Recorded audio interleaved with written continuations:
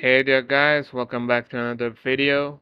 Today I'll be showing you how to get to a 100k score on Block Blast. So first of all, open up Block Blast here, and after you open up Block Blast, click on Classic and the game should start. So as you can see, I already had a score of 633 here. Your one should start from 0. So yeah, the main trick to getting more points is getting combos.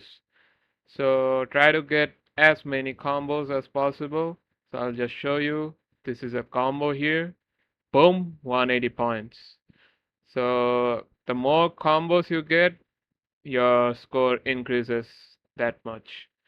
So try to get combos as much as possible, and you'll pretty much easily get to a 100k score. So that's the way to get to 100k score, by getting combos. So I hope this video helps you guys, and thanks for watching. Take care.